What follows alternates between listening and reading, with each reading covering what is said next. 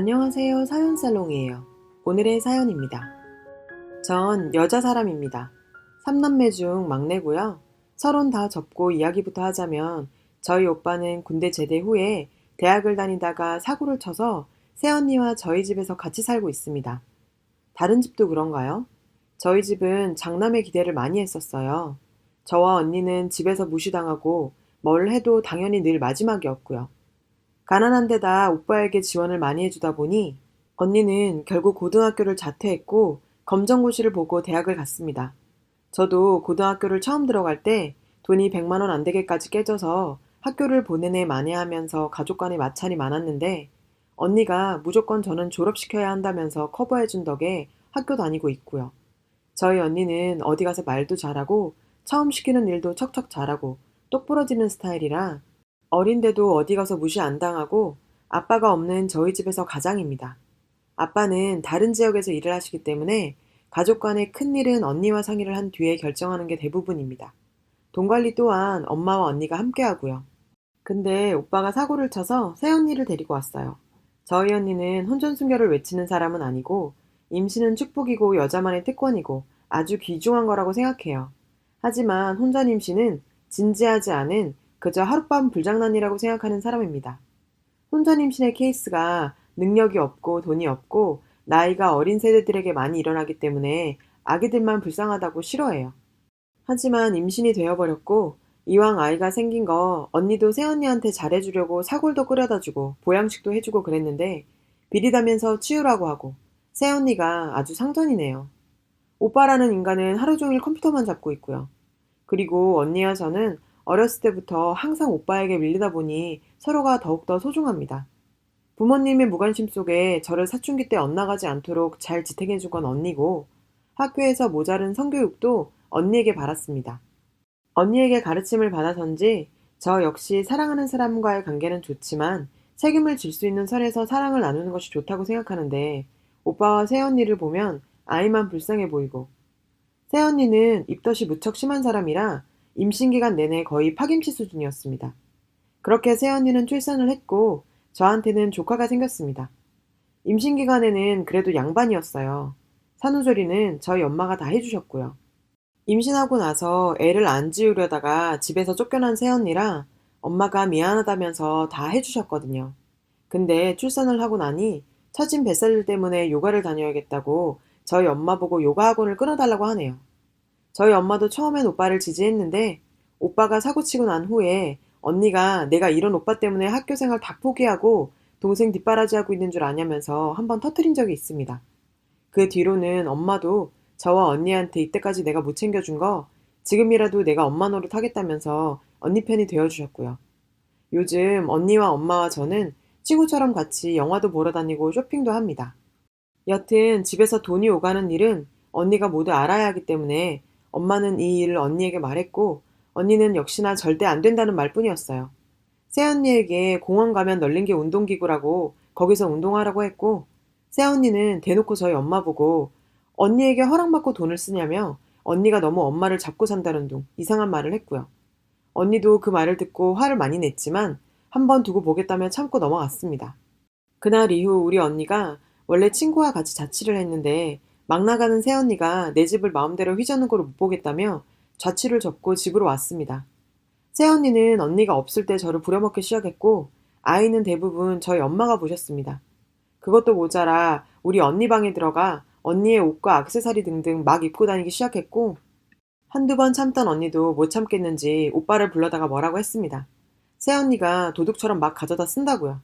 근데 새언니는 그 말을 듣고 전에는 쓰고 돌려놓기라도 했는데 이젠 막 가져가서 안 돌려주는 겁니다.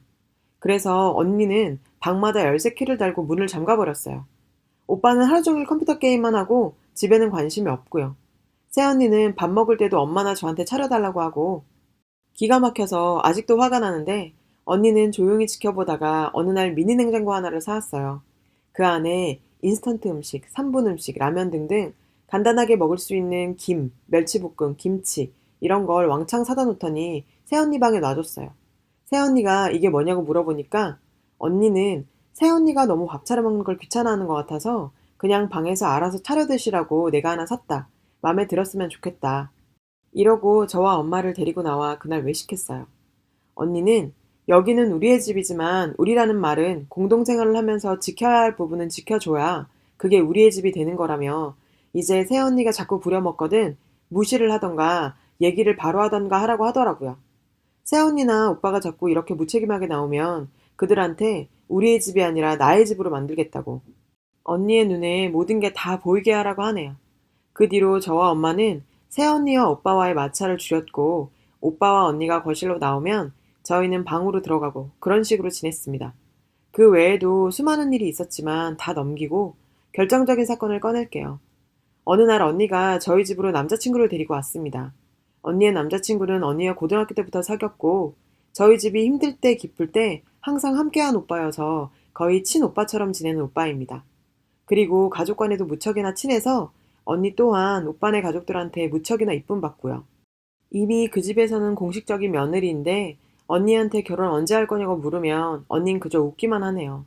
저희 부모님도 결혼을 보채시고 그 오빠와 오빠네 식구들도 우리 사업이 성공했다고 너한테 많은 거 안 바란다고 몸만 와도 된다면서 결혼을 보채는 눈치인데 저한테도 언니한테 맨몸으로 와도 되니까 빨리 결혼하라고 말하라고 한 적도 있었고요. 언니는 결혼에는 순서가 있고 혼수는 내 힘으로 해갈 거라며 요지부동이었고요. 그 오빠네 집도 사업이 한번 망해서 무척 힘들었는데 다시 잘 돼서 정말 잘 사는 집이에요. 그래도 한번 실패를 해보셔서인지 기부도 많이 하시고 항상 많은 거 안 바라시고 사시는 걸로 알고 있고요. 어머님, 아버님 둘 다 정말 착하시고 여기 보면 맨날 시댁이랑 싸우던데 어째 오빠네 어머니께서는 오빠 혼자 집에 가면 더 섭섭해 하시더랍니다.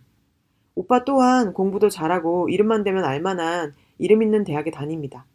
안 그래도 대학 때문에 부족한 집안이 오빠네의 사업 성공으로 너무 갭이 크게 나자 저 또한 친한 오빠로는 좋지만 사실 그 집에서 별로라고 생각하겠지 싶어 결혼까지는 생각을 접었었습니다.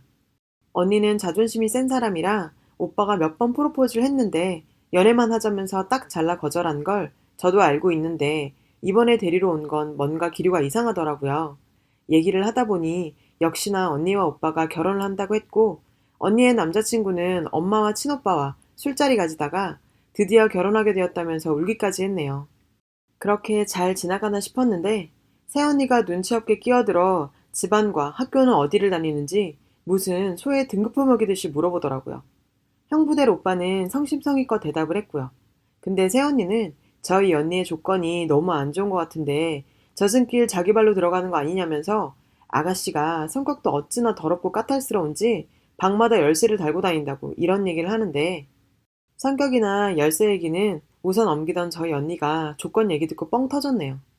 다른 건 다 괜찮아도 집안 간의 문제는 꺼내지 말았어야 했는데 안 그래도 몇 년 동안 결혼하자고 보채도 거절당해서 예민한 문제였는데 그 얘기가 나오자 형부될 오빠도 당황했고요.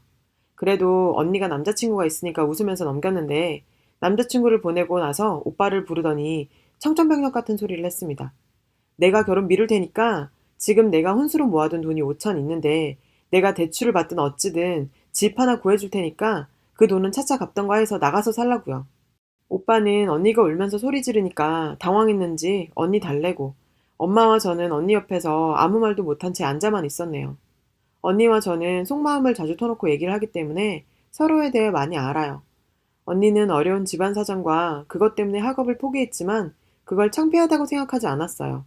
언니와 저도 항상 자기 분수를 알았고 그렇기 때문에 가분한 남자친구랑도 사랑하지만 결혼은 자신이 채울 수 없는 부분이 있기 때문에 고민하다 어려운 결정을 했던 거였는데 새언니가 언니에게 한 방 먹이겠다고 날린 말이 언니에게 너무 큰 상처가 되었나 봐요. 그 오빠는 멀쩡하게 술 먹고 갔다가 나 너무 행복하다는 얘기도 아닌 헤어지자는 말 듣고 저한테 연락 오고 난리가 났었어요.